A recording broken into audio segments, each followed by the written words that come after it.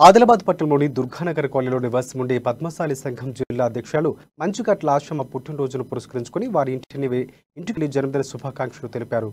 శాలువాలతో సత్కరించారు. పుష్పగుచ్చం అందజేసి విశేషాలు తెలియజేశారు. ఆయన వెంట బీజేపీ కార్యకర్తలు నాయకులు ఉన్నారు.